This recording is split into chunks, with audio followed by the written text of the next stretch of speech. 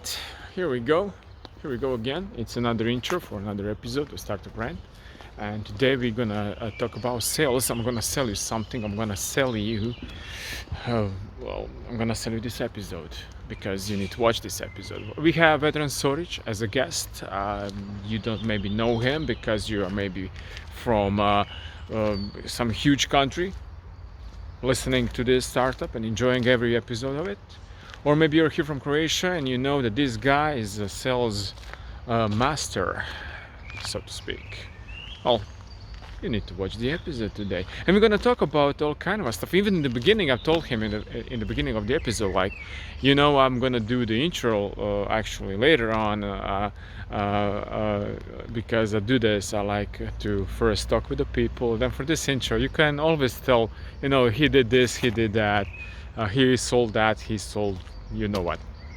But it's interesting to listen to the episode after it's recording and then pull some kind of pieces of it. And it was interesting because I got actually Vedran to at the end of the episode to go through this little exercise, to this little kind of like a jam that he always does in his paid classes that people are, as his mentor. He's even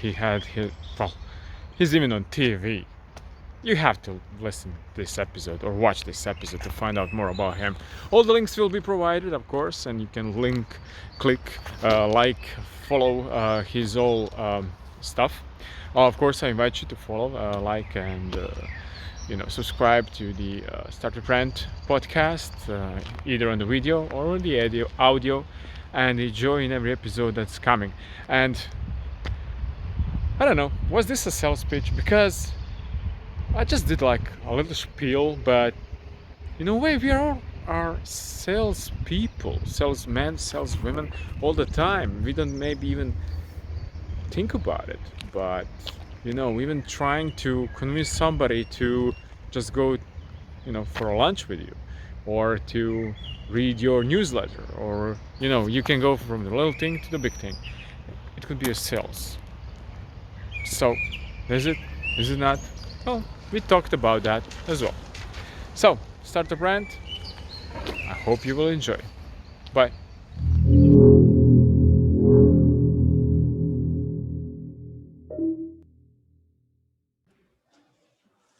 Hello to all my listeners and viewers. And right now we have an interesting guest here. Like, I say that all the time because to me every guest is interesting. Vedran is in sales, and you heard in the intro before what I think about sales and what sales is to me. But now we are going to say hello to Vedran, and first, hi Vedran, how are you? Hi. To be honest, I completely forgot that we will be speaking in English. So that's one thing. And the second thing is, I really don't know what you said in intro, so I'm a bit worried now. Yeah, and you should be worried, and that's why I do it. Like, I always tell the guest, like, I will just do intro afterwards because I will take a little snippets of what we're going to talk and incorporate there. And in the intro, I said a few things about what you are going to say right now. It's kind of I'm a movie buff. It's kind of like a Christopher Nolan movies, if you're familiar with those. We're talking right now, but everything I say, you say, I'm going to use for intro. It's kind of an interception here right now. Okay. Worrying. So I have to be careful what I say. Okay, good.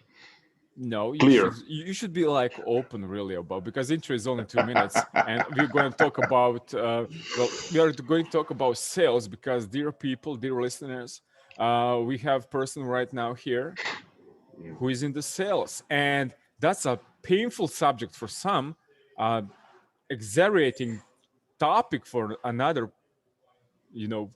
I would say, like, group of people. But what sales means to you? Well, prior to this conversation, you told me that you would send me some questions. Yeah. And I told you that I don't want any questions. Yeah, and I'm just gonna stop here a little bit. Vedran is the first person who said that. So he's bold and pun intended, bold? and and and brave. So Okay. Bold and bold. yeah, bold and brave. The thing is, that's the essence of sales. You never know what you're going to get. Okay. So that's one of the reasons why I didn't want any questions, because if I don't know to answer the questions that are being asked to me in the interview with me, then I don't deserve to be in this interview. So when you talk about sales, this is kind of the essence of sales, because every person is different. Every person you talk to, every sales process is different. Even though you have a sales process in the back of your mind, you know what you want to do, but you never know, but you never actually know how you're going to get there, because it's always a little bit different. And that's the beauty of it. So if you like it, then you enjoy it. If you cannot live in that world, then it's pretty hard to enjoy that.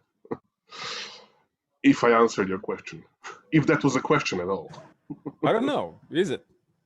It might be, yeah. Yeah. In sales, are there questions, or there is actually just stepping stones to get the common ground for a deal? Yeah, but actually, questions are those stones, because by asking questions, you're actually finding out where you want to go, actually where your customer wants to go. And by asking questions, you actually get to know what customer wants. And in that sense, you know if you have something to offer to him or her or not. So basically, what I want to say, if you want to, if I could simplify it completely, sales is like a combination of storytelling and asking very good questions. In today's world, at least, it's not about facts so much as it used to be in the past. So that's at least my opinion. Beautiful. So far, Beautiful. so far it worked for me. Yeah, and I like that answer, because people often think like sales is like, and I get shivers when I think even about that. It's like you need to present the data and I don't know what charts, pie charts, charts of the pies and whatnot, and they're gonna be thrilled and they will say, "Oh, I'm gonna buy your service," but it's not all that today. And also, there's one answer that people hate, which I love actually, and I know that you love that, because as I'm watching your videos and your articles, the answer is no. Yeah, yeah. People are It's afraid part of of. that, but tell me why people shouldn't be afraid of no. Well, let me be clear about this, because the best answer in sales, of course, is yes. It's normal, yeah. If somebody says yes to you, that's the best possible answer you can get. But that's not maybe sales. That's it. Sometimes it just happens. You get a yes at first glance. But actually, the sales process actually starts when somebody tells you no, and that's actually the beauty of it, in a way. And having a no, you actually know where you stand. And sometimes when it's a big congruential no, if you know exactly it's a no, then it actually saves a lot of time, because you don't have to waste your time by asking additional questions. The only question that makes sense to ask is, okay, when is the possibility to turn that no into a yes? So you get a time frame. Okay, call us in 6 months. Okay, call us in 1 year. Then you know when you have to call the customer. But all the other answers between yes and no. So let me think about it. We don't have the budget and everything. These all these other answers actually take a lot of time, because then you have to dig deeper and deeper and deeper. And usually, more than 70% of these middle answers are actually a no, but people are just afraid to tell it. And from the perspective of a Yeah, salesman or a salesperson or a saleswoman, no is something to embrace in a way. So no is a very, very good answer, because you exactly know where you stand. So love your no's, because after the more no's you get, the yes is closer. The first yes is closer, usually. yeah, yeah. And when I think about that as a concept, I think that every person, and I know that you cherish and nurture that kind of every person is a salesperson actually. Hmm. But I think It that is. yeah, but I think that that really hits the note, let's say that like that, Hmm. in teenage years, when especially a guy has to approach Hmm. a beautiful woman, well, Hmm. or Hmm. and try to get it to school dance or whatnot, and then you get that not maybe no, but maybe, you know, I'm just thinking of whatnot. But that's a sales process, right? And then I think that people start think about more about themselves in a more critical way, like why? Yeah, but when it comes to actually normal everyday communication, sales is just, I like to say to people, this is some sort of a definition of sales. It's actually just a word. And it's a word that describes a type of communication where you actually want to get something. And so it can be that the same type of communication can be added when you're approaching a woman, if you're a man, or a woman if approaches a guy, or man to man and women to women. And that's all okay as other well. combinations Or, right yeah, now. all other, Yeah. yeah, exactly, all the combinations. We don't want to get sued by anybody. We promote everybody connecting with everyone. Exactly. So the idea is that it's only a type of communication. I mean, only that is learnable in a way. It's teachable in a way. But one part of this communication you cannot actually learn. You have to believe it. It's kind of a strange concept. But if you don't believe in what you're saying, usually people will not accept that what you're saying, and that's also one of the essences of sales. Because if you don't believe yourself in what you're saying to other person, that person will probably not believe you as well. They will not know how to explain it, but they will not believe you. And Well, it's the body language. yeah. It goes to NLP a little bit, Yeah, where you actually with your body language and everything, you're telling something to the other person, but you actually don't know what you're telling them. you You're know, not aware of it. I mean, it's you know, subconscious. I have the 2.5 years old son, a toddler right Hmm. now, Hmm. and Hmm. usually the start of the day is, you know, start of the day, but during the day in the last year, we would like to go to those conversations with him. Hmm. Like, do you want to change a diaper? And he will say no. So it's going to seep through. You're going to be wet. Do you want to change it up? No. Um, you know, and then you have the hardest sales in the world ever is Hmm. to Hmm. convince a 2.5 years old uh, child, a guy who Hmm. says no. And Hmm. then look at this cartoon. Oh, would you lie down and watch that cartoon while I change your diaper? Yeah. Yes. Why not? Yeah. Like, you know, Yeah. and That's.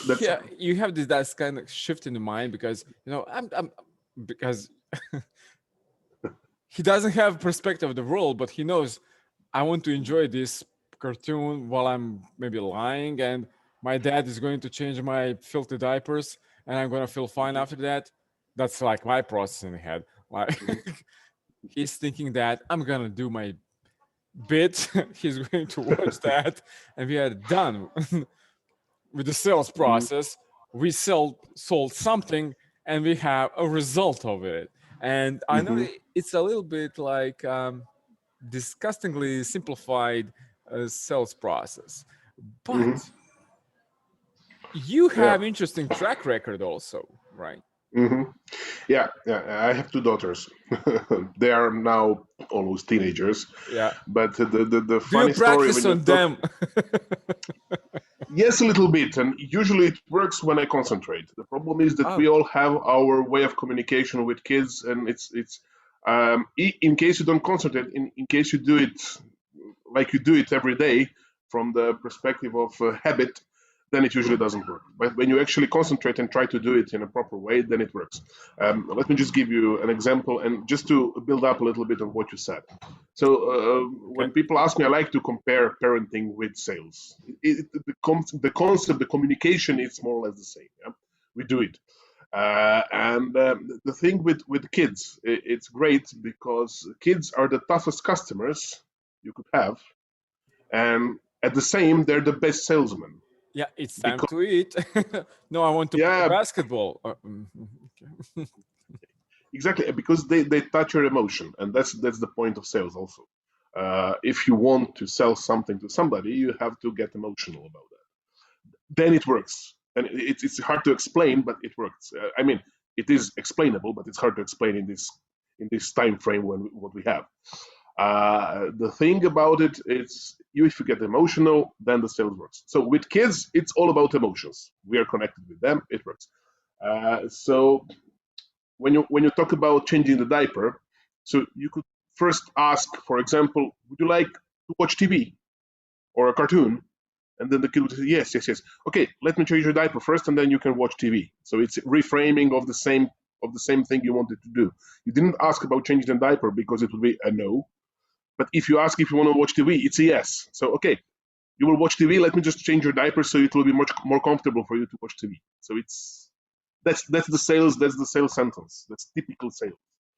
So it works. It definitely works. It gets harder when the kids grow old, because then they develop their own mentality. They develop their own way of communication. So it's harder. They can manipulate less. It is visible when they lie. It is very visible. You always know when your kid lies. It's great after some time. And my daughter always asks me, but how do you know that I'm lying? I said, how can I can see it on your face.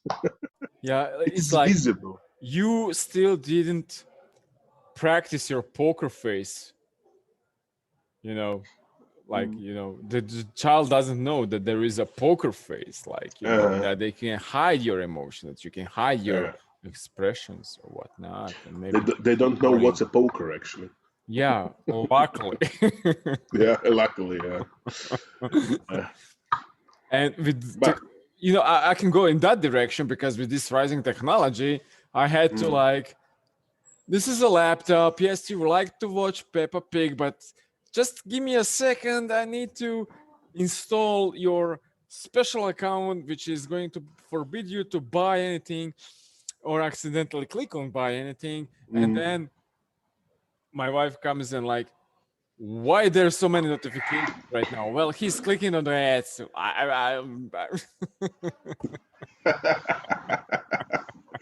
Yeah. Just click cancel there, and everything will be fine. Plus, it's connected to our account, so he cannot buy anything if we do not confirm it. So everything is fine. But that's okay with the kids. But in the business sales environment, you have to think about your team. And as this is a startup rant, right? And I'm ranting about startups. People don't realize that, but when you start something, it can be technological, it can be agriculture, it can be whatnot. But in one point, and usually, unfortunately, people realize that too late. That there are two things that they've forgotten, and that will be sales and marketing. As this is a startup rant, and you're working with all various of companies, and I know that you work for all kind of companies, even national companies. What would you say would be, I wouldn't say advice or kind of go that way, and not to put words in your mouth. Well, what would be like something that would you like to say to entrepreneur who is starting right now? Is it like focus on your product, or focus on your sales, or focus on your marketing, or focus on your persona, personal branding, whatnot? Yeah, this is a question I've been asked so many times in my life, and to be honest, I've never ever answered it the same way. The reason why is because I am developing all the time. So if you asked me this question 10 years ago, I would have given you a completely different answer. Today, and for the last, let's say, 1 or 2 years, I have developed sort of a mindset that have the answer to this question, and it will go something like this. So if you start your business, if you put your products or services on the website, if you market it good through social media, through social everything. The first thing you should know about sales, and the first thing you should focus on, is to be yourself. Don't go against yourself. I mean, against your persona. Why? There is something I call, not me, but many much smarter people before me. There is something that's called the sales success formula. And it goes like this. So there is something that you call job skills. So these are all the facts, all the figures, and everything that is specific about the thing you do. So it's the what of the business, okay? Then there is something that's called sales skills. So these are the skills of sales that you can learn. You can read a lot of books. You can learn all the key questions you have to ask. You can learn about strategies. You can develop all these kind of things in sales. So I would call it the learnable part of sales. So you have job skills, you have sales skills, okay? And this you know because it's yours, because you developed it. It's your service, it's your product. It's, I don't know, all the systems, all the programs you're using to develop your thing. The second part is the thing you can learn from the books for sales. And it all means nothing, honestly, because there is the third part, and it's your identity, your persona, who you are. Somebody will call it your personality in a way. But personality, it's identity. I call it identity because it's much wider in a way. So these things, yes, you can learn, so you can put a plus between it, okay? The more you learn, the more you read, the more you will know. But how you present it or why you are doing it, it will define if you will be successful or not. If you get me what I'm telling you. So your identity, your success will depend on your identity, how authentic, how much you believe in what you're doing, and exactly how you communicate what you're doing. So the way you communicate it, it will actually grant you if you will be successful or not. So it's not about what you do, it's about why you do it. But that's not me, that's Simon Sinek, for example. Yeah. And I love that guy. That guy. Yeah. And it's not that simple. It just sounds simple. Yeah, because you took those like 3 lines and you say golden circle and it's why, what not. Yeah, it's not only that. And when you look at it, you're like, wow, this is like, and then you try to fill that and then you get a brick wall in your mind. Yeah, the brick wall. Yeah, the thing is, what he did, he actually completely simplified the method, and that's what I like about not only the book. The book is so, but the guy, the way he talks and the way he explains it, is great. The thing about the golden circle, it's not only what, how, and why. It's actually how I presented it to you in terms of sales. So it's the job skills, the things you do, the sales skills, the learnable part of sales, and at the end your identity that will actually put you where you have to be, or it will not in the end. You know what, in this kind of environment I also find that it's interesting that you can find yourself in this kind of bubble, you know what you do, you know what your product is, and you could, and this is not something that I also said, it's in all those sales little books that will tell you that you know what you're doing, you know what you're presenting, you know what you're and then you get this kind of a notion that everybody knows. Exactly. That's I call it a sales paradox. Yeah. Because all the information are available. As soon as you put some information on Google or on internet, if somebody Googles it, they will find it. So the sales paradox goes like this. You meet your customer for the first time and you start ranting about your product or your service. And you find yourself feeling like an idiot because he already knows it. And the thing you should talk about is asking a question, and the answers to those questions should lead to your product or service. That's the point. And when the customer says that, then he actually subconsciously bought the product without even buying it. So the concept is called sales without selling. You're already there in their mind. Like, yeah, exactly. Rickrolling. Everybody knows about that song, maybe that don't know the past of it. But back to sales. Do you think that startups should like put more notion, or put more thought to when they're starting something, even before they go to the VCs or they go for the grants or they go for the local competitions or whatnot? Actually, even if they're not salesperson, they don't just know it. Because I met some startups and they're like, you know what, when we get the money, we're going to hire a salesperson. That's fine by my standards. You're going to hire a salesperson, but that salesperson doesn't know you from the start. And if you're not thinking in this kind of I'm going to stretch this, like this kind of a environment, this kind of a posing yourself as a company, even if you're not just yet because you're just starting. Startups should be like quick. You got the money, you need to sell this product really quick or develop it really quick. Should you think as a sales as a starting point? Yes, exactly. This is very good point. So, to actually thinking about hiring a salesperson, that can be when the business is developed. At the beginning, why? Let me simplify it completely. When somebody creates a startup, he actually did it for some reason. Usually, people do startups. People start doing some businesses, not because of the money. They have an idea, and they want to create something from that idea. So they know exactly where they want to take it. The money will be the result at the end. The money comes at the end. And just to say this, ideas are cheap, but continue. Yeah, ideas are cheap, and ideas are zero if you don't develop them, of course.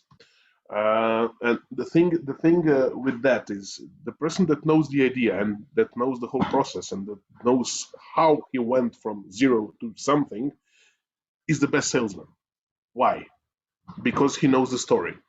And this is where storytelling comes in, you know. And somebody who was employed by them to come for sales will not know the story. I mean, he or she can learn the story, but it will not be the same. Because when you learn something and when you talk about it, it's completely different than that when you actually lived through it. It's experience versus knowledge, you know. You need to have both of them, but when you talk something from experience, it's much more, how would you call it, truthful than when you talk about it's knowledge. genuine. It's Yeah, like it's genuine. Yeah. It comes from your heart. It comes from your soul. It comes from actually what you're doing. And I would always advocate for the startup founders to, if you're not good in sales, find a sales for a startup. Find a sales coach to harness to kind of melt and mold your story to be sellable, right? Yeah. It doesn't even have to be a coach. Coaches are usually very expensive. You can enter a mentorship program, for example. Have a mentor with somebody who actually did it already. Excellent, and that's what some accelerators, what some incubators, some VCs, venture capital funds are trying to provide for their, because I went through with my startup, with my co-founders, I went through all those stages. So you have really people there, but I think that every startup founder needs to be a little bit open to, you know, I don't know how to sell and I don't know how to market, or I don't know, do this and that. You know, you need to be truthful with yourself. I think that people sometimes are sorry, I'm ranting right now, but people are sometimes like, you know, there's a shield right now. I know what I'm doing. And if I don't know what I'm doing, I'm not going to ask for help. And I see you right now as a person who is giving a different advice, exactly as me, like try, ask. Yeah. The thing is, a lot of people connect to me through LinkedIn, for example, and ask me for a mentorship. Not always, but in most cases, I say yes, because if somebody really leaves what they're doing, that they should be helped in a way, just to actually form the story around what they're doing. To some people, I can help. To some people, I can't. Some people are, let's say, if you know the expression "fuck idiot." Oh yeah, Have you heard of it? Yeah. yeah, Okay. When somebody is so in love with the what they're yeah. doing What? that they can, yeah, they can just not get out of that material. So they talk about it with such a passion, and they don't see anything aside. And these are my biggest, let's say, challenges when I meet a person like that. With some of them, I can explain them what to do. With some of them, unfortunately, I can't. I'm not good enough still. I can't do 100%. It's impossible, at least for me Well, at the moment. a sales person should be a little bit, psychiatrist in a way. Definitely. But for some people, there are too many sessions that you need to go through until they get the point, and it's not your point, it's not my point, it's actually their point. And that point usually is like, you see, you have this bubble, but you need to burst it so you can tell your story to everyone.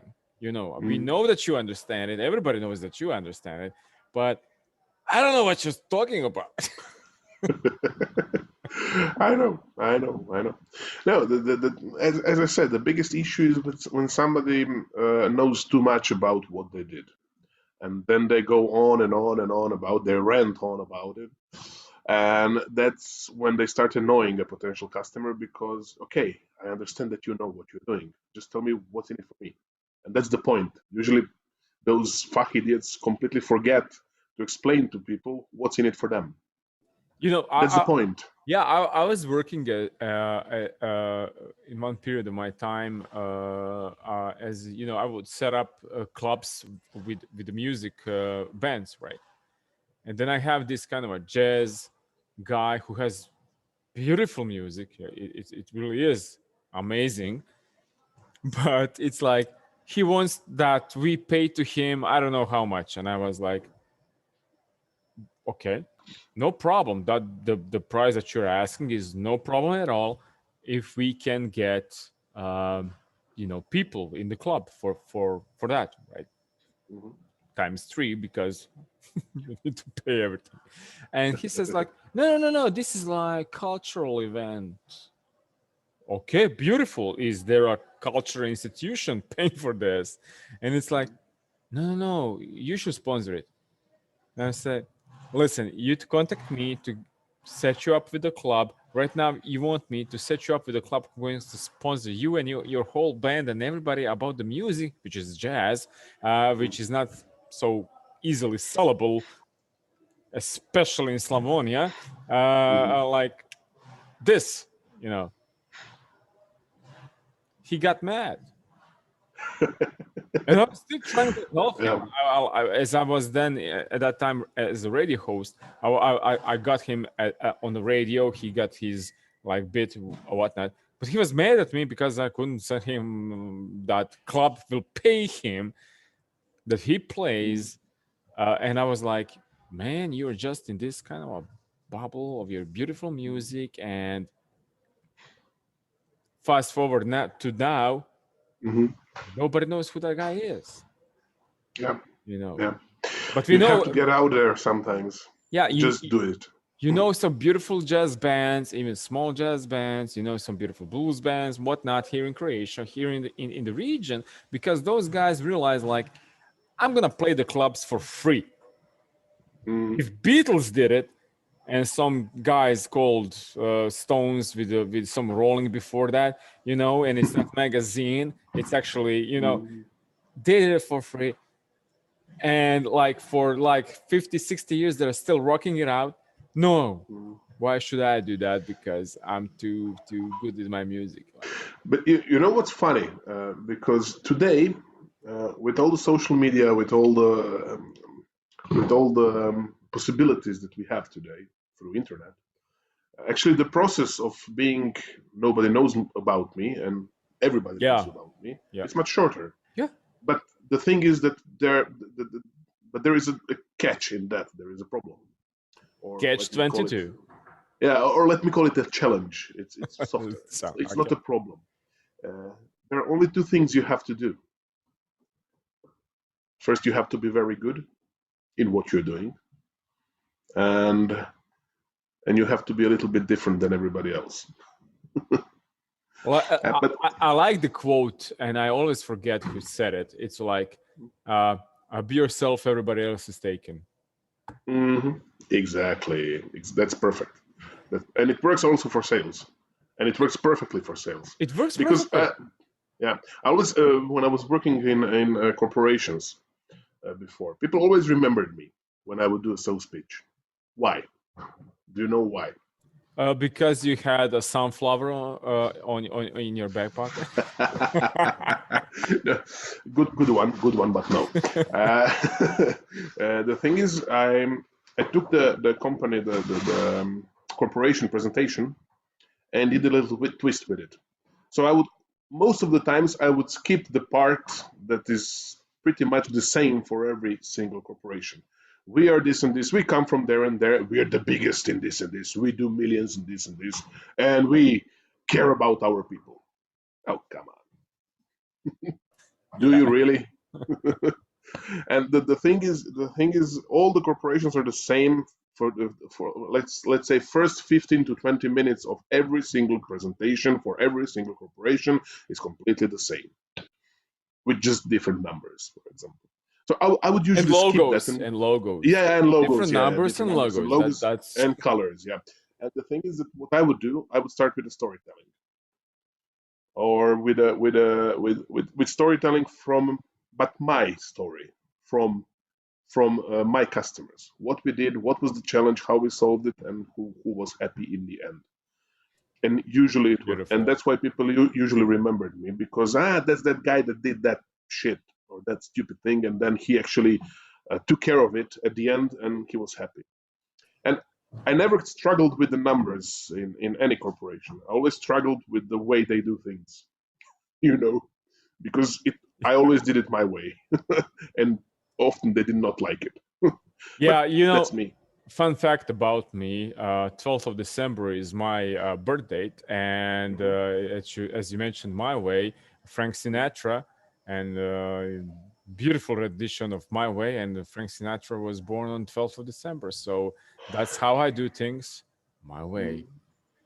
Exactly, and there is one other singer that sang that song, and his name is Elvis Presley, and he was born on 8th of January, which is my date. Man, we are so connected right now that I'm just wondering why you don't have a sunflower in your back pocket, because you don't have a pocket here.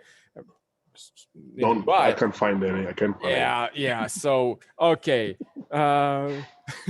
You see, do you people see, or do you listeners hear what we did here right now? We are so connected right now that he can sell me anything and I can sell him anything at all. So I'm going to sell him something right now. It's not going to be pen, because I'm not so fan of the Belfort, especially because I cannot sell anything as a pen. Also, this is the tool that I use, and if you see, this is some. It's a little book, and it's a little pen that I write on. I'm going to sell something. I'm going to sell to you, Vedran, invitation. Invitation. Yeah. Okay. Because it's sold. I like to be invited to places. Yeah, it's not place. It's a mindset. Okay. It's actually a problem solving a quiz, or actually a problem solving solution. You see, I'm doing so much right now talking because I'm ranting, because I'm not selling actually anything right now. What I'm selling is, I'm going to ask you, because you are a salesperson, a sales persona who is doing so much sales. I'm asking you, I'm actually trying to sell an idea that you share with us, tools for selling. Because I have a pen and I have a paper, and people call me old-fashioned, because this is how I work. I also usually write things down old school way. Can you, like, I'm selling this kind of, I know you have these kind of workshops and you do all kind of stuff, but can I sell to you an invitation to tell us a little bit about the tools that you usually tell people, but they need to pay for that? Yeah. Of course. Nothing is free. but I will tell you the let's say the I can share one with you. Is it okay? If I sold one, I'm perfectly fine with that, Um, because I'm trying to provide something for my customers, and my customers are viewers and watchers and listeners of this show. So if I try and get one from salesperson that I'm not using, and everybody knows that I'm using a pen and paper sometimes. So I'll give one you is, one. give me I'll one. give you one, but it's an important one, and I will give you an example for that one. Okay? Beautiful, beautiful. It's not just for me; it's for everybody who's listening to this. So Yeah. you're sharing this with the whole wide world. Mhm. It's called adaptability. So the question for you is how adaptable you are. Oh, I'm pretty adaptable. You think, or you're sure? No, I'm sure. Okay. Let me ask you this question. Okay, you're going to a big corporation, and you want to sell them your service. Any kind of service doesn't really matter. So you're like a laid-back guy, as I can see. Yeah? You like to wear Uh, shirts. You're simple in style of dressing and everything, and you're yeah, going to a corporation which yeah. is, let's say, they have a dress code. Okay. For example, you're going to a bank, Oh, okay. and you are dressed as you are at the Mm. moment because that's the way you feel comfortable. And you get to the Actually, as sorry, okay. If we are going okay. with this kind of scenario, but actually, fun fact that you should know about me is that I'm Hmm. fan of Brioni as a Hmm. suit. And after Good, good, that, good. many people don't know about Brioni, which Hmm. is like step level of Armani and everybody Hmm. else. Actually, Hmm. they are Hmm. the best suits ever. And I Hmm. swore to myself when I was 12 Hmm. that any suits that I'm going to wear in life will be Hmm. Brioni. Or I changed that 2 years ago. That second suit that I can wear is Vartex. Good. I have those. Um, Oh, okay. the I'm going. thing. I'm going like this, dressed to the bank. Okay. Okay, you're going like this, and at the entrance of the bank, they stop you and tell you, okay, you cannot go like this to the meeting. You have to wear a tie. What's your reaction?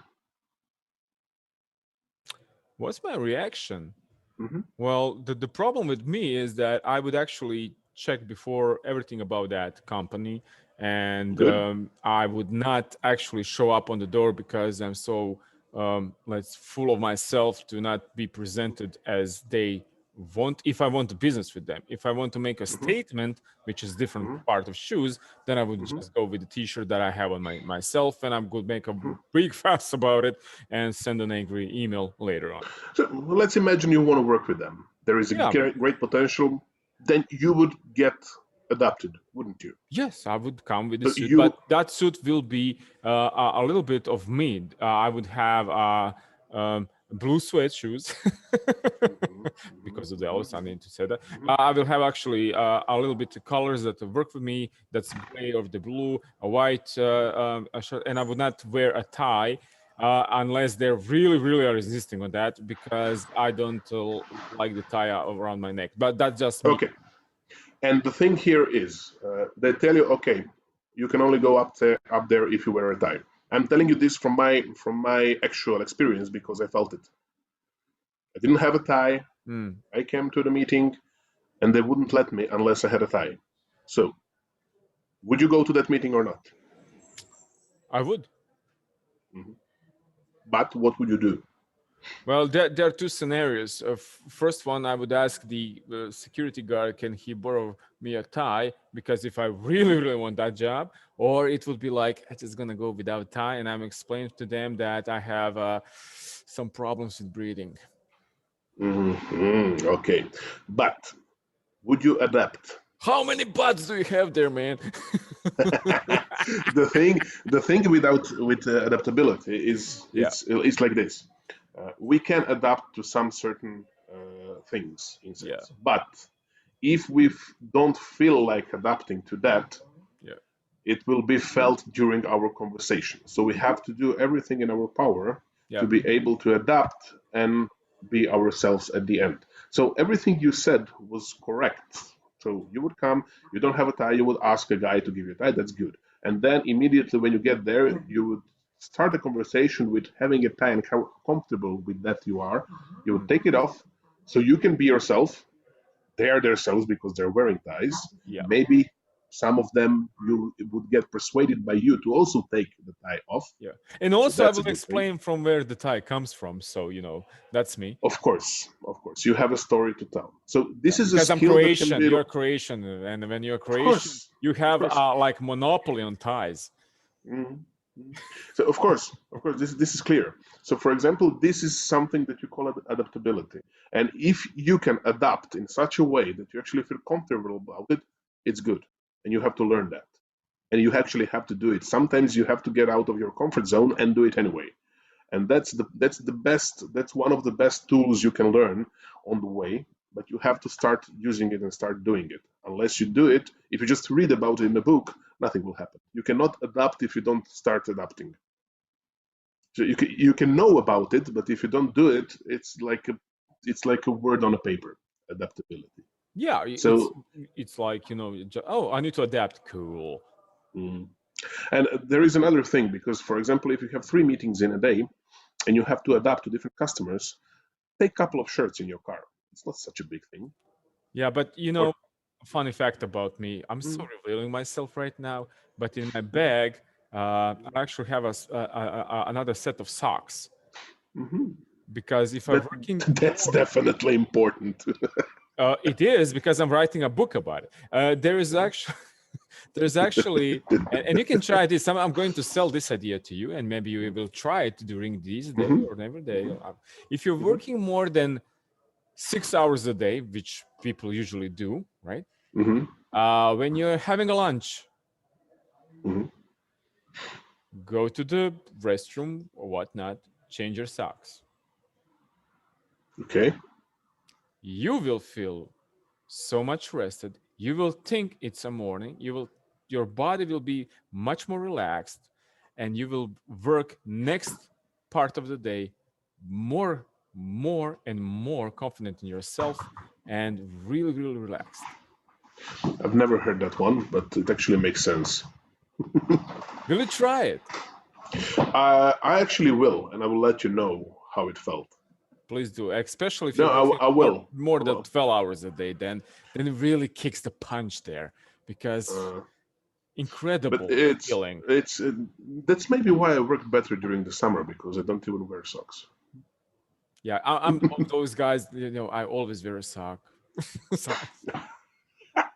So I change them a lot, which doesn't make my wife happy, but I'm okay. So you're one of those people, Crocs and socks. No Crocs, no. No Crocs. Okay, but I'm more sandals. like I would like take some kind of sneakers and socks, and I'm fine. Sandals and socks. No, no sandals, too exposing.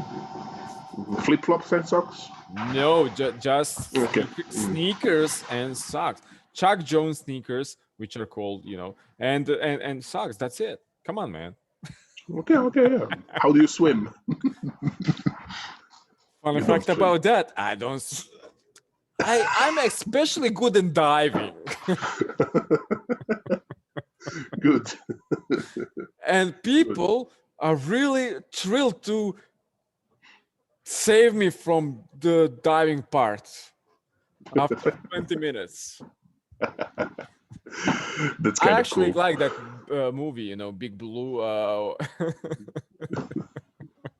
The French movie about deep diving, and I could break those records if you don't pull me out at certain time. Good. So, okay, you do Yes. socks. Serious stuff. Yeah, serious stuff. You do socks. I will do change clothes in the whatnot. But also, I would like to know, say something about adaptability. Okay. If you can mute right now, I can hear people around. Thank you. So I will just say this about adaptability, and then you can jump in on that if you want to. Is that it's cool to adapt to something, but it's also the the stretch that you're gonna do it. If you're not believing working with a chemical company, oil company, or vegan company, or meat company or whatnot,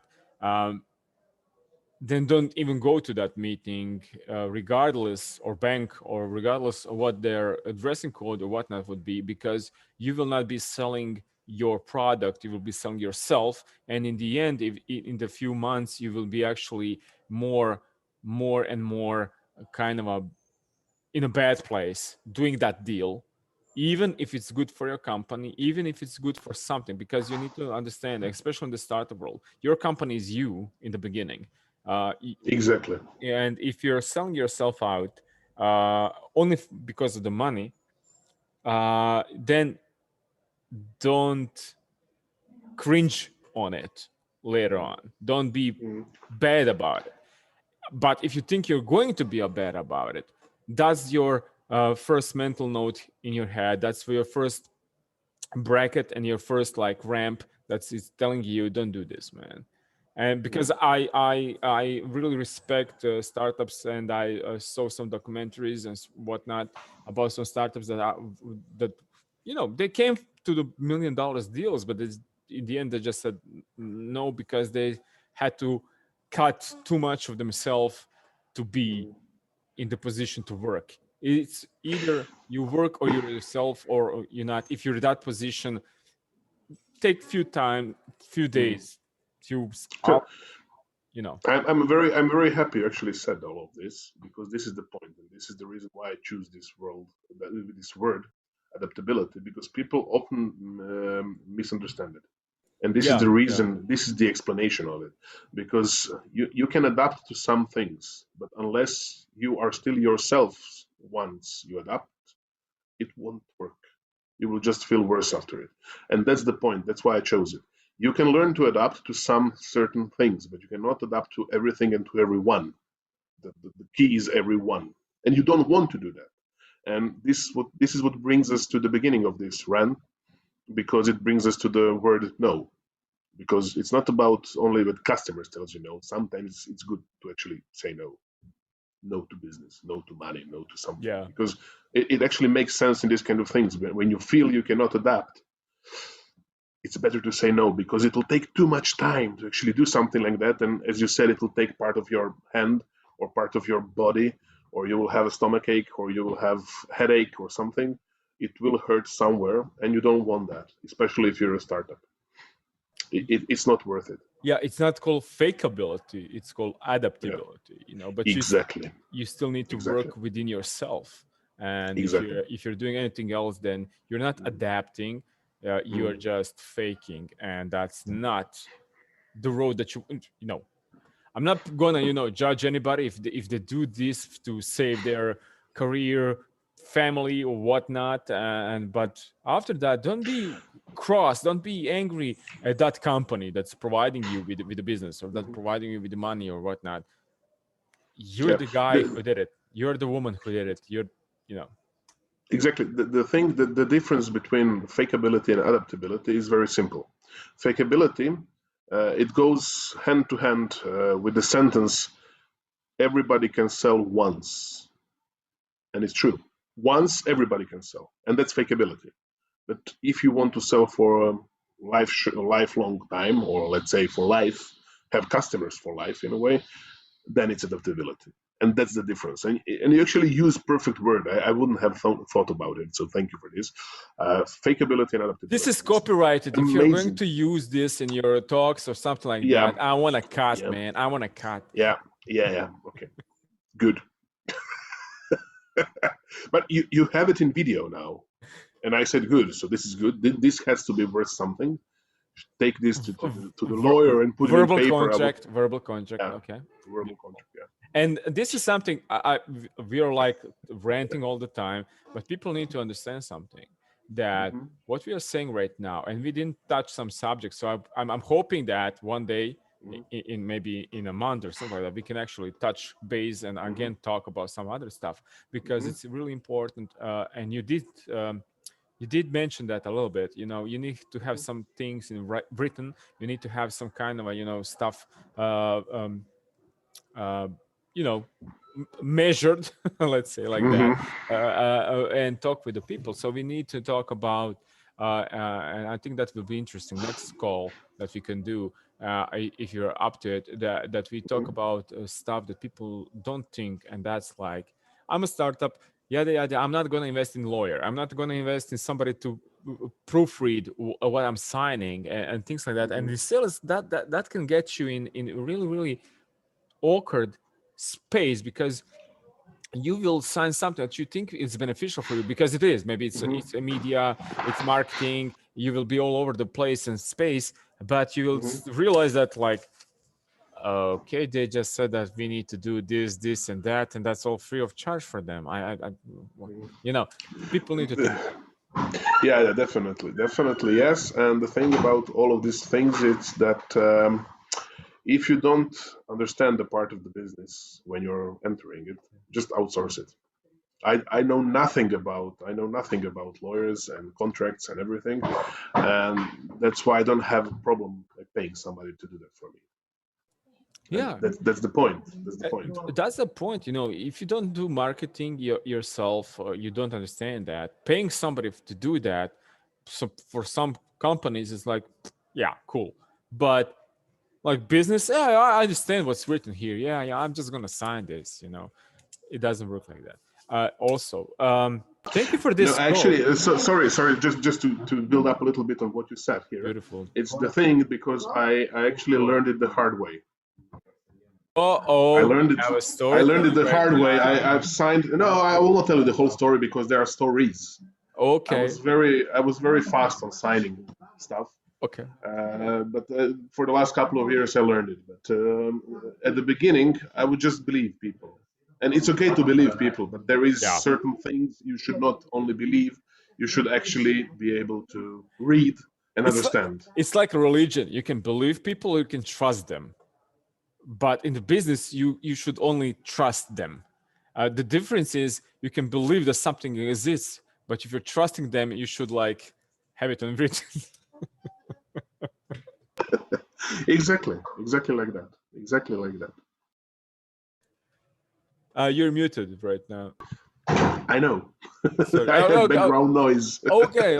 Just saying. So just saying. If you wanted to say something like that, so your personal experience would be like, okay, just be careful. Yeah. No, my biggest issue is that even if today I'm actually listening to people. Not perfectly, but more than before, definitely. The thing is that I learned a lot of things the hard way. So I can tell you from my personal experience some things. Really, it's good to read what you're signing. Trust me. I'll give you an example. I have one example that I always remember. Okay. First time I actually got employed by a multinational company. So I got it was 2012, and I got a contract, and I saw my salary. Ooh, great salary. And I signed it. And afterwards, I found out that it was gross salary. Okay. I just misread it because till that point I was always signing my net salary because we Yeah. live in Croatia and at that time it was kind of normal. And that was my first contract with a multinational company, and I signed my gross salary, actually signing that I will have half of the salary that I thought I would have. And that's kind of a problem if you have credits to pay. Yeah. I know the feeling.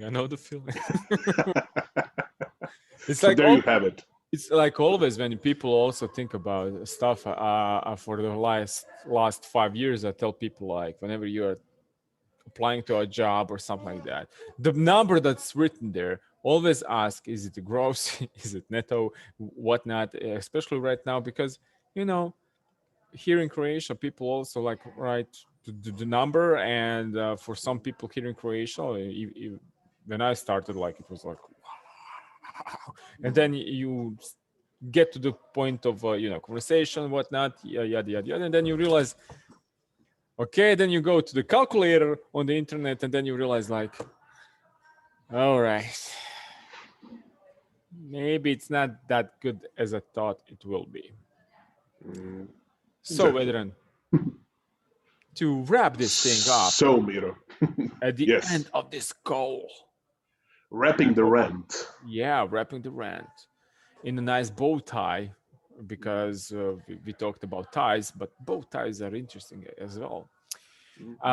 What would be your message to the world? Not just message to the world, but actually, we are here from Croatia, and I'm really trying to get whole world to understand that there's so many cool and good startups coming from Croatia right now. But even with the mindset that we have here, that even those startups don't realize that they are so good and they can be successful in the whole world, because sometimes people will just say, oh, this is the startup from Croatia, just been bought for I don't know how many $1 million. How they did it, but they did it over the course of 12 or something years, and that's normal in the world. But here it's like I don't know. So they're starting, and one of the pain points, I think, it's sales. So in that regard, to wrap up this call, do you have kind of advice?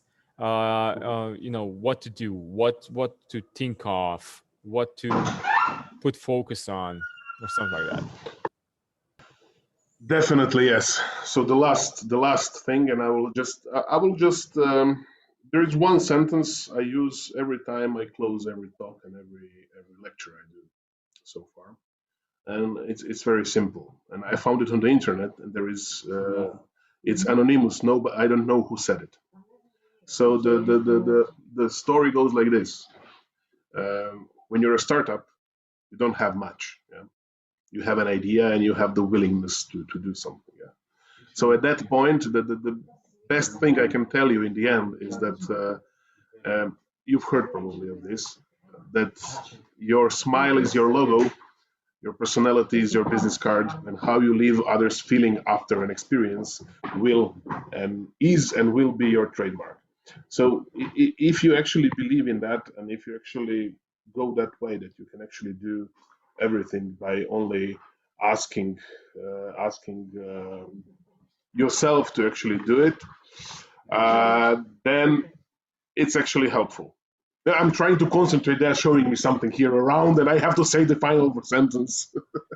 It's interesting, you're in the office, there are people working around you, I don't know, you're just bragging right now. There are people concentrating on you and trying to concentrate on me, which is like flattering to me and to my listeners and viewers. Honestly, they're asking me if I want a kebab, and I don't. Thank you. You don't want kebab? No. I want kebab. I have lunch plans. So. I could go with a kebab. Please tell them to send one to me. Okay, this guy wants a kebab. They're laughing. You're all laughing, and nobody will end up with a kebab. Everybody's laughing, and everybody's hungry in the end. That's why the sales is here, to fuel that hunger, and to make business grow, so everybody can have kebab. Exactly. And you see people, and you can listen people, that it's really fun to work in Croatia. We have kebabs all day. Yeah, exactly. And on the terrible disappointment. Or the terrible disappointment that nobody will get kebab, but at least we can have a laugh about it. So thank you for this call. Thank you for this talk. It's really interesting, and I also will post all the links to all the sites that are connected to you and with you. There are some topic and subjects that I wanted to check on, but we can do that later on, and some call in the future, because I think that sales never stops, and sales should start even before the startup starts, in a way, not like selling something, but maybe even in the back of the mind of the founders. And I like the notions that you mentioned, and examples that you mentioned, and ideas that you also mentioned in this talk. Thank you so much for this. Thank you very much. And you're right, sales should start before the startup even starts. So I agree with that 100%. Beautiful. Thank you. Bye. Thank you. Ciao. Bye-bye.